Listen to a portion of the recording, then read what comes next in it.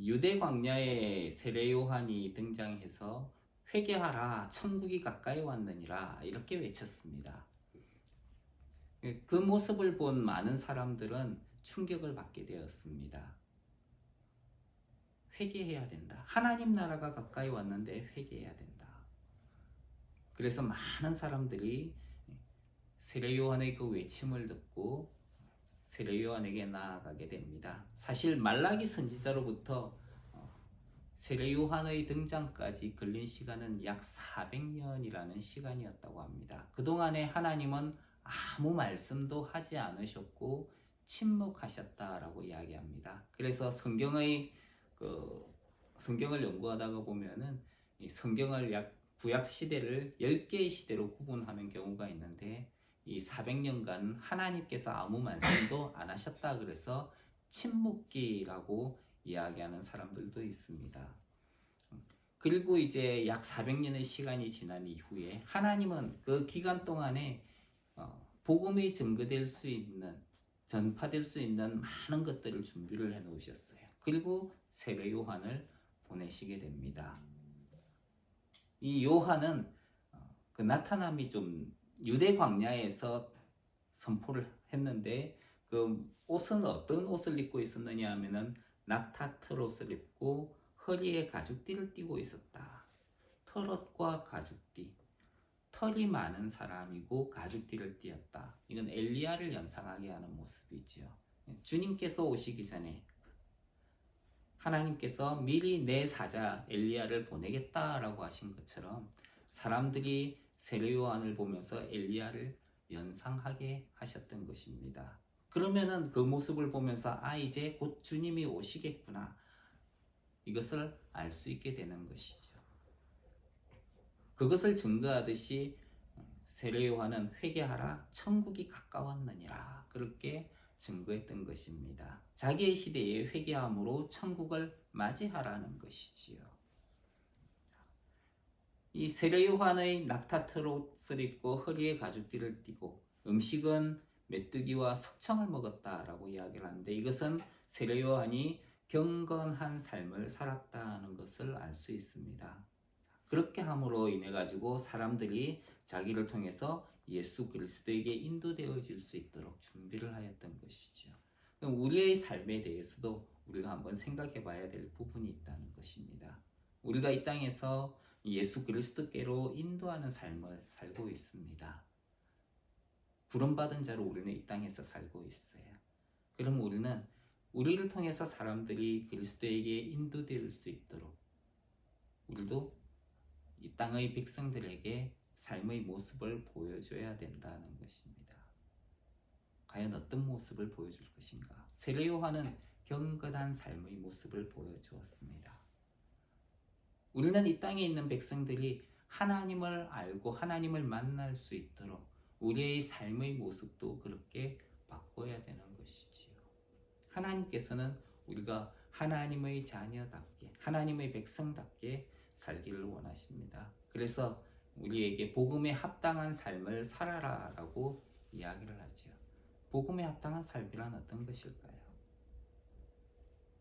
내가 예수 그리스도를 구주로 믿고 살아간다면 내가 하는 말과 그리고 행동과 그리고 내가 입는 옷에 변화가 있어야 된다는 것을 말합니다. 좋은 차를 타고 그리고 좋은 시계와 예물을 가지고 옷을 화려하게 치장을 하고 나아가는 것이 과연 사람들에게 보여주는 것이 과연 하나님을 사람들이 만나도록 하는 데 도움이 될 것인가? 그렇지 않은가? 우리는 그것을 생각해 봐야겠죠. 그래서 복음에 합당한 삶을 살라라고 이야기할 때에 덕을 세우는가 하는 것을 우리는 생각해 보아야 되는 것입니다. 비록 많은 사람들이 궁색한 옷을 입고 음식에 자제를 할 필요는 없지만은 사치하지 않는 것은 중요하다라고 이야기를 했었습니다. 지난주에. 우리가 하나님에게 속해 있는 자로서 하나님을 드러내는 자로 살아가는 은혜가 있기를 주님 이름으로 축원합니다. 5절 6절에 있는 말씀 우리 같이 한번 읽겠습니다. 5절과 6절 시작. 이때 예루살렘과 온 유대와 요단강 사방에서 다 그에게 나와 자기들의 죄를 자복하고 요단강에서 그에게 세례를 받더니 사람들은 세례 요한의 경건한 삶의 모습 그리고 그가 외치는 회개의 외침을 듣고 세례 요한에게 나와서 자기들의 죄를 자복하였다라고 이야기를 합니다. 내가 이러이러한 죄를 지었습니다. 내가 이런 잘못을 저질렀습니다. 그리고 그 죄를 자복하고 요단강에서 세례 요한으로부터 세례를 받게 됩니다.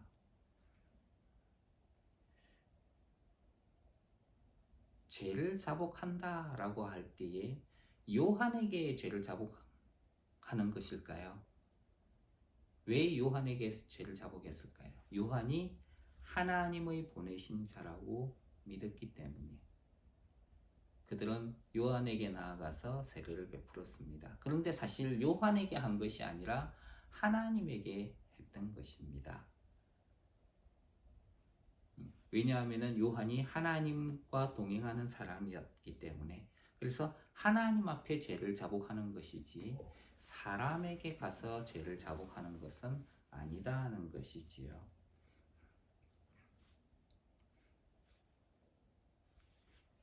그래서 우리가 회개할 때에도 마찬가지입니다. 어떤 영적인 권위자가 있는 그 사람을 찾아가서 회개하고 내가 이러이러한 죄를 저질렀습니다. 용서해 주십시오. 이것이 아니고 우리는 은밀하게 사람들을 찾아가는 것이 아니라 은밀하게 은밀한 중에 보시는 하나님 앞에 우리는 나아가서 우리 회개를 해야 되는 것이지요. 세례 요한에게 나온 사람들을 보면은 예루살렘과 온 유대와 요단강 사방에서 다 나왔다라고 이야기를 합니다. 세례 요한의 선포가 당시에 많은 사람들, 많은 지역에 영향을 미쳤다라고 하는 것을 알 수가 있지요. 그런데 여기에서 예루살렘 그리고 요단강 그리고 유대 여기에는 각각 세 지명이 등장을 하잖아요. 예루살렘이라는 지역, 유대라고 하는 곳, 그리고 요단강. 근데 좀 예루살렘과 다른 두 지역은 조금 다르게 표현이 되어 있습니다. 예루살렘에는 그냥 예루살렘이라고 나오는데 유대와 요단강이라고 하는 이 명칭을 보면은 여기에는 온 유대, 온 요단강 사방 이런 식으로 표현이 되어 있습니다. 예루살렘은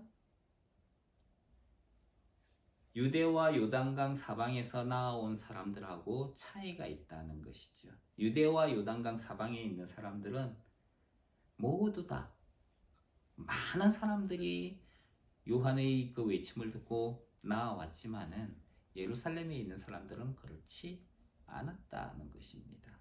모두가 나오지 않았다는 것이지요.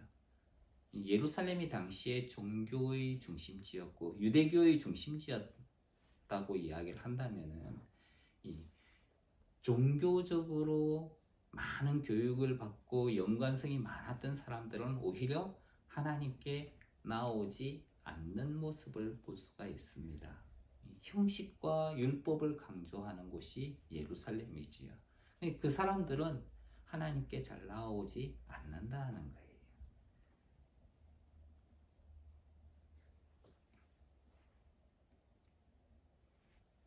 이것은 오늘날 우리가 신앙생활을 할 때에 형식과 그리고 율법을 강조하는 것이 얼마나 위험한가 하는 것을 생각하게 해줍니다.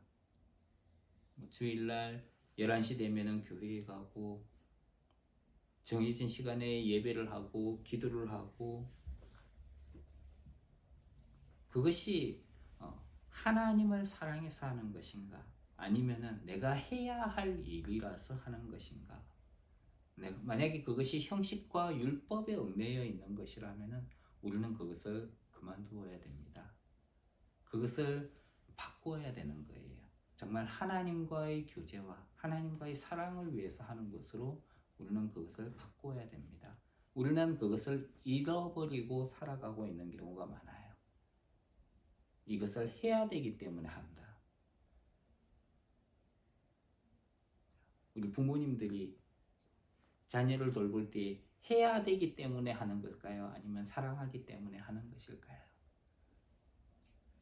사랑하기 때문에 하는 거예요. 마찬가지로 하나님도 우리를 사랑하시기 때문에 우리에게 은혜를 베풀어 주시는 것입니다. 그래서 우리가 그 하나님을 기뻐하고 그 하나님께 영광을 돌리는 것이 마땅하다는 것이지요. 그렇기 때문에 우리도 하나님을 대할 때에 어떤 형식과 율법이 아니라 우리를 사랑하신 그 하나님을 사랑 없는 마음으로 행해야 되는 것을 기억했으면 좋겠습니다. 세례 요한에게 나온 사람들이 세례를 받을 때에 했던 행동은 자기들의 죄를 자복하고 세례를 받는 것이었습니다. 즉, 회개하라, 천국이 가까이 왔느니라. 자기들의 죄를 자복하는 것은 회개하는 것과 연관이 있는 것이죠. 그리고 요단강에서 세례를 받는 것은 마치 옛날에 광야에 있던 백성들이 요단강을 지나서 가나안 땅에 들어가는 것과 유사해 보입니다. 그렇게 해서 세상이라고 이야기하는 그 광야를 벗어나서 하나님의 약속의 땅 가나안에 들어갔던 것처럼 천국을 맞이를 하게 되는 그런 의식을 보여주었던 것이지요. 회개는 자신이 저지른 죄를 정직하게 자복해야 됩니다. 회개할 때 범한 죄를 자복하는 것은 하나님 앞에서 하는 것이라고 했습니다. 물론 잘못을 저지른 것으로 인해서 피해를 본 당사자가 있다면 그 사람을 찾아가서 용서를 구해야 합니다. 그렇지 않는 것은 그건 잘못된 회개예요. 밀양이라는 영화가 있었어요, 옛날에. 어떤 살인자에 의해 가지고 자기 딸을 잃었던 사람이 있습니다. 그것 때문에 가슴 아파하면서 이제 마을에 정착을 했는데요. 거기에서 예수님을 믿고 교회를 다니기 시작했습니다. 그리고 이제 사람들이 용서해야 된다는 말을 주변에서 해줘요. 그 이야기를 듣고 그 살인자가 갇혀있는 감옥을 찾아가게 됩니다. 그런데 그 살인자는 감옥에서 자기가 예수님을 믿었다고 이야기를 했어요. 그리고 피해를 당한 그 어머니가 왔을 때에 피해자에게 하나님도 자신의 죄를 용서해 주셨습니다. 이렇게 이야기를 합니다. 사실 피해자가 용서를 해주지 않았는데 가해자가 하나님이 나를 용서해 주셨습니다. 이야기를 피해자에게 할 수 있는가?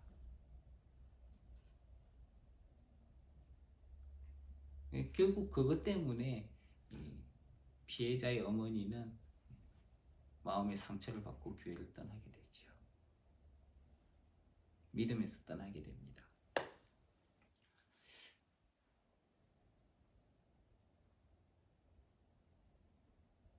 피해를 본 당사자에게 찾아가서 용서를 구하는 것 반드시 필요합니다.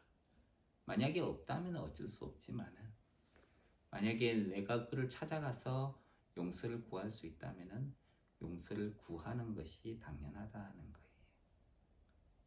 내가 누군가에게 피해를 준 것이 있다면 그에게 찾아가셔서 용서를 구하시기를 주님 이름으로 축원합니다. 만약에 안 된다면 요즘 SNS 발달돼 있잖아요. 메일을 쓰시든지 카톡을 하시든지 그렇게 해서 용서를 구하시기를 바랍니다. 그것이 진정으로 회개한 사람의 특징이지요. 요한은 그렇게 죄를 자복한 사람들에게 이제부터는 올바로 살겠습니다 라는 의미로 세례를 베풀게 됩니다. 그러니까 사실 요한의 회개에는 죄를 자복한 사람들이 세례를 받는 거예요. 그러면은 그 죄를 깨끗하게 용서를 받는가? 그렇지는 않아요. 그 당시에 죄를 용서받기 위해서는 어떻게 해야 됩니까? 양을 잡아가지고 하나님 앞에 제사를 드려야 됐던 것이지요. 그러니까 세례 요한의 그 세례는 죄를 자복한 이들에게 징표로 주어졌던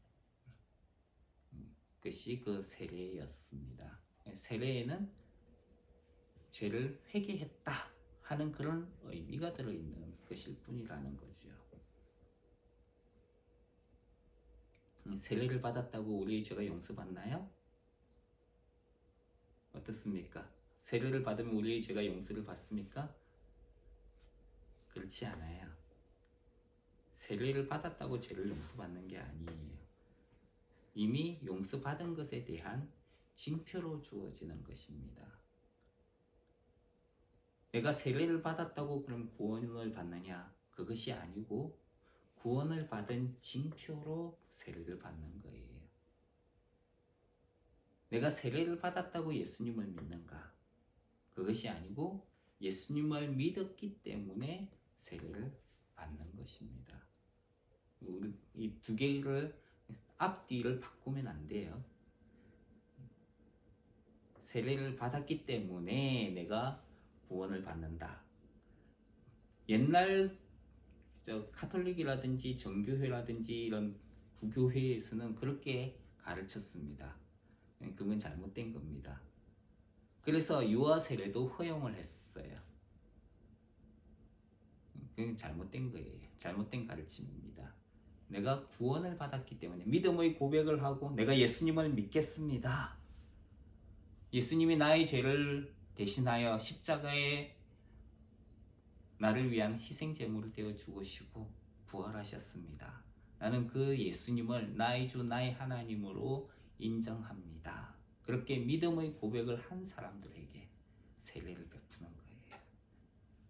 그렇게 예수님을 믿는 사람들에게 주어지는 것이지 세례를 받았기 때문에 구원이 따라오는 것은 아니라는 거 우리가 기억했으면 좋겠습니다. 그러니까 이 세례라고 하는 것은 어떤 종교적인 형식일 뿐이에요. 그 형식을 내가 행했기 때문에 구원받은 자다. 어떤 형식 때문에 나의 정체성을 가지게 된다면 그건 잘못된 거예요. 나의 정체성 때문에 어떤 행위라든지 형식이 따라와야 되는 겁니다.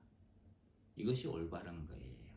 그래서 제가 종종 이제 이야기할 때에 카자흐스탄에 딱 들어오게 되면은 비자를 받습니다. 무슨 비자를 받아요? 관광 비자. 비자가 없는 사람들은 관광 비자를 받아요. 그러면은 그 관광 비자가 카자흐스탄에서 나의 정체성을 이야기를 해주는 거예요. 뭐 하는 사람입니까? 그 사람은 카자흐스탄에서 뭐 해야 되는 사람이에요? 관광해야 되는 사람이에요. 관광 비자를 받았으니까 관광하는 사람이에요. 근데 내가 관광 비자를 받았다는 건 그건 나의 정체성이거든요. 그런데 내가 비즈니스 비자를 받았어요. 그럼 나의 정체성은 뭐가 됩니까? 이 나라에서 부여한 나의 정체성은 비즈니스맨이에요.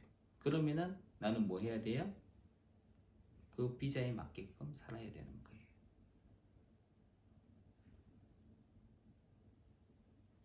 나의 정체성이 나의 삶을 결정을 한다는 것입니다. 내가 어떤 정체성을 가지고 있느냐, 이것은 아주 중요한 거예요.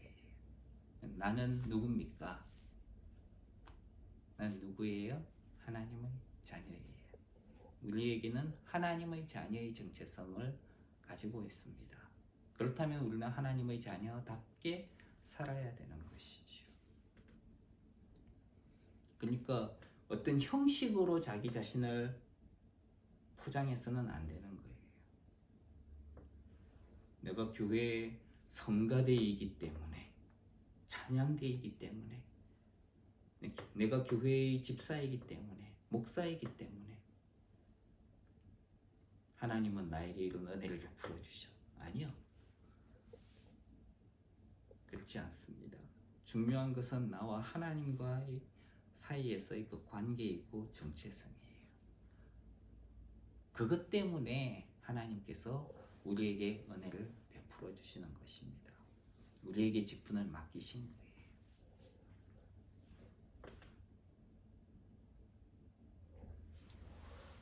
그래서 그런 징표와 그리고 우리가 해야 될 역할들, 그것들을 우리가 혼동하지 않았으면 좋겠어요.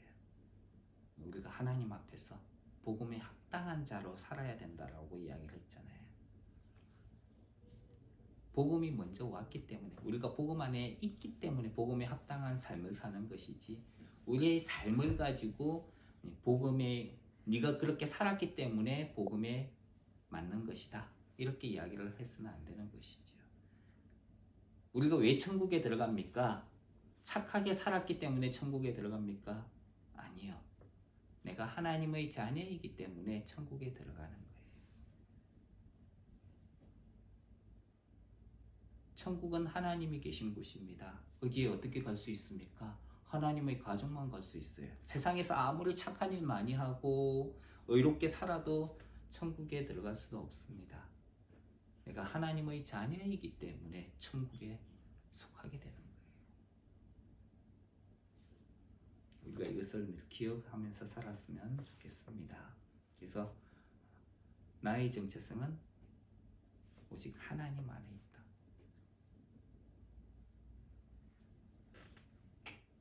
자, 이제 7절로 10절에 있는 말씀 한번 읽겠습니다. 7절로 10절 시작. 요한이 많은 바리새인들과 사두개인들이 세례 베푸는 데로 오는 것을 보고 이르되, 독사의 자식들아, 누가 너희를 가르쳐 임박한 진노를 피하라 하더냐. 그러므로 회개에 합당한 열매를 맺고 속으로 아브라함이 우리 조상이라고 생각하지 말라. 내가 너희에게 이르노니 하나님이 너희 이 돌들로도 아브라함의 자손이 되게 하시리라. 이미 도끼가 나무 뿌리에 놓였으니 좋은 열매를 맺지 아니하는 나무마다 찍혀 불에 던져지리라. 아멘. 세례 요한은 죄를 자복한 이들에게 그 징표로 세례를 베풀었습니다. 그런데 그 이야기를 듣고 많은 바리새인들과 사두개인들이 요한이 세례를 베푸는 곳에 찾아왔다라고 이야기를 합니다. 바리새인들과 사두개인들은 당시 유대 종교의 지도자들입니다. 바리새인들은 율법에 나타난 의로운 삶을 강조하면서 백성들을 가르쳤던 사람들이에요. 사두개인들은 사독이라고 하는 제사장이 있는데, 다윗 시대에 그 사독이라는 제사장의 후손들입니다. 그러니까 이 사두개인 하게 되면은 다 제사장 지파예요. 세례 요한이 당시 많은 종교 지도자들에게 알려졌던 것을 알 수 있습니다. 예루살렘과 온 유대와 요단강 사방이 다 이제 요한에게 나왔다라고 이야기를 했으니까.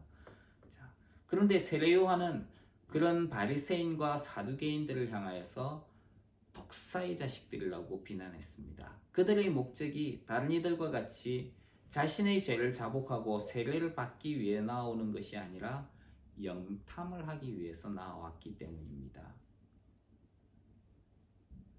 특히 사두개인들과 바리새인들은 율법을 강조하는 사람들이었습니다. 하나님과의 관계를 위해서 율법을 강조를 했었어요. 아까 우리가 이야기했다시피 어떤 형식이 우리의 정체성을 정체성을 드러내서는 안 된다라고 이야기를 했죠. 우리의 정체성으로 인해서 우리의 삶이 드러나는 것입니다. 근데 이 사두개인들과 바리새인들은 형식과 율법을 강조를 합니다. 주종이 바뀐 거예요. 그래서 사람들을 형식에 그리고 율법적으로 사람들을 아주 못살게 굴었던 사람들이 이 바리새인들과 사두개인들입니다. 그래서 요한은 이 사람들을 향해서 독사의 자식들이라고 비난을 하게 됩니다. 누가 너희를 가르쳐 임박한 진노를 피하라 하더냐. 그 임박한 진노를 피하는 방법이 율법과 그리고 형식에 있다라고 생각을 한 것이죠. 그건 아니다 하는 것이죠. 독사는 뱀을 가리키는 것이죠. 고대의 뱀은 하나님을 대적하는 존재였습니다. 사실 하나님을 대적할 수 있는 존재는 없는데 그렇게 이제 생각을 했던 것이죠. 자, 그런 뱀이 독을 가진 존재가 독사죠. 하나님을 대적하는 것에 더해서 위험한 독을 가지고 있다는 것입니다. 세례요한은 바리새인과 사두개인들을 향해서 독사의 자식들이라고 비난을 했습니다. 정말 악하다는 것이지요. 누군가의 자식 혹은 자녀라는 말은 관용어인데요. 아버지의 성품을 진실하게 가진 존재라는 의미입니다. 그러니까 아버지의 아들, 아버지의 딸 하게 되면은 그 아버지의 성품을 그대로 가지고 있는 사람을 이야기를 합니다. 그래서 하나님의 아들 하게 되면은 하나님의 성품을 가지고 있는 참 하나님 이렇게 인식을 하게 되는 것이죠. 독사의 자식 하게 되면은 정말 독사의 독을 가지고 있는 맹독을 가진 순수한 뱀이라는 말이게 되겠죠. 우리는 독사의 자식입니까? 아니면은 하나님의 자녀입니까? 하나님의 자녀죠. 우리를 통해서 그래서 예수님은 이렇게 이야기하셨습니다. 너희의 착한 행실을 보고 사람들이 하나님께 영광을 돌리도록 하라. 하나님의 자녀로서 이 땅 가운데서 살아가는 우리 귀한 하나님의 권속들로 살아가길 바랍니다. 자, 기억하십시오. 우리의 행동이 우리의 삶을 나를 결정하는 것이 아니라 나의 정체성으로 인해서 내가 어떻게 살 것인가가 결정이 된다는 거예요. 천국에 들어가는 것은, 천국에 속하게 되는 것은 착한 행실을 했기 때문입니까? 아니다. 어떻게 해서? 내가 하나님의 자녀이면 천국에 속하게 된다는 거예요. 이걸 우리가 기억하면서 살았으면 좋겠습니다. 기도하겠습니다. 하나님, 우리가 천국에 속한 자로 이 땅 가운데에서 하나님의 은혜와 영광을 드러내는 하나님의 사람으로 살아가게 해주십시오. 예수님 이름으로 기도합니다.